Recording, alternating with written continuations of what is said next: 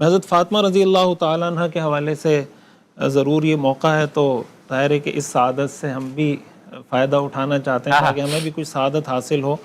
میں کچھ سال سے الحمدللہ اللہ تعالیٰ نے مجھے موقع دیا ہے سیرت پڑھنے پڑھانے کا، ماشاءاللہ۔ تو میں اس میں ایک بات عام طور سے بتاتا ہوں لوگوں کو کہ بھائی سیرت پڑھتے پڑھاتے وقت ایک چیز یہ ذہن میں رکھیں کہ حضور سے وابستہ ہر چیز اور ہر شخص کا ہم نے ادب کرنا ہے۔ حضور علیہ الصلوۃ والسلام سے وابستہ کوئی شخص ہو یا آپ سے وابستہ کوئی چیز ہو، بالکل۔ اور ہمیں صحابہ کرام رضوان اللہ علیہم اجمعین میں اس کی بہت سی مثالیں ملتی ہیں۔ ہم پڑھتے ہیں نا کہ صحابہ کرام جب آپ کا وضو کا بچا ہوا پانی ہوتا تھا اس کو لینے کے لیے دوڑتے تھے کہ یہ پانی مجھے مل جائے۔ حضرت ام سلمہ رضی اللہ تعالیٰ عنہ کے بارے میں آتا ہے کہ انہوں نے حضور علیہ الصلوۃ والسلام کے بال مبارک محفوظ کیے ہوئے تھے، اور جب کسی بچے کو نظر لگ جاتی تھی تو وہ پانی میں گھول کے لوگوں کو پانی پلاتی تھی۔ صحیح بخاری کی روایت ہے۔ اسی طرح حضرت ام سلیم رضی اللہ تعالیٰ عنہ کے بارے میں آتا ہے کہ انہوں نے حضور علیہ الصلوۃ والسلام کا پسینہ مبارک ایک شیشی میں محفوظ کیا۔ تو یہ حضور علیہ الصلوۃ والسلام سے وابستہ آپ کا بال مبارک، آپ کا پسینہ، آپ کا وضو کا بچا ہوا پانی، یہ اس کی عظمتیں اور یہ اس کی برکتیں ہیں۔ تو جو حضور علیہ الصلوۃ والسلام کی لخت جگر ہے، جس کو حضور علیہ الصلوۃ والسلام نے خود ارشاد فرما دیا کہ یہ میرے جگر کا ٹکڑا ہے، یہ میرا ٹکڑا ہے، میرے جسم کا حصہ ہے، تو اس کی عظمت اور اس کی حیثیت اور اس کا مقام ظاہر ہے کہ میں جب بھی اس طرح کی کسی موضوع پہ بات کرتا ہوں تو میں یہ کہتا ہوں کہ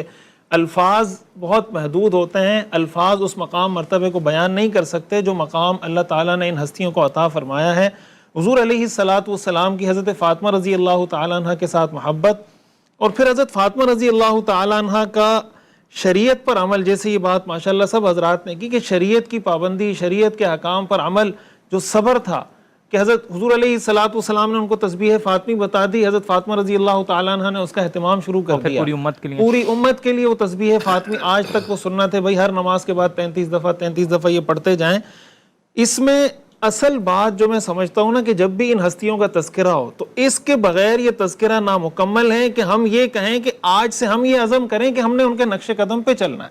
ہم نے ان کی ذات کو، ان کی شخصیت کو دیکھنا ہے۔ مثلا حضرت فاطمہ رضی اللہ تعالیٰ عنہ اتنی مشکل سے، یہ جو دنیاوی مشکلات، چکی پیسنا، یہ سب ان مراحل سے گزر رہی ہیں، لیکن کبھی کوئی ناشکری کا جملہ زبان سے نہیں نکلا۔ اللہ اکبر۔ تو ہماری خواتین کو یا ہمارے مردوں کو اس سے کیا سیکھنے کو ملتا ہے کہ بھئی ہمیں بھی شکر کے کلمات، حدیث میں آتا ہے نا کہ رسول اللہ صلی اللہ علیہ وسلم نے فرمایا کہ خواتین کے جہنم میں جانے کی جو بہت بڑی وجہ ہے، ان وجوہات میں سے ایک بہت بڑی وجہ یہ ہے کہ یکفرن العشیر، کہ یہ شوہر کی ناشکری کرتی ہیں، یعنی شوہر ان کی خدمت بھی کرے گا، پیسے بھی کما کے لا کے دے گا، لیکن یہ کبھی کوئی ایک مصیبت پہنچتی ہے تو کہتے ہیں ما رأیت منک خیرا قط، میں نے کبھی تم سے کوئی خیر کی چیز نہیں دیکھی۔ حضرت فاطمہ رضی اللہ تعالیٰ عنہ اس امت کے لیے، اس امت کی خواتین کے لیے آئیڈیل ہیں، رول ماڈل ہیں کہ حضرت فاطمہ ان کا مقام دیکھیں، ان کی ہستی دیکھیں، ان کی شخصیت دیکھیں، پھر ان کا صبر دیکھیں۔ تو میں اس لیے یہ بات کہتا ہوں کہ ہم تسبیح فاطمی پڑھتے ہیں، صبر فاطمی کو بھی پڑھیں، شکر فاطمی کو بھی پڑھیں، کردار فاطمی کو بھی پڑھیں،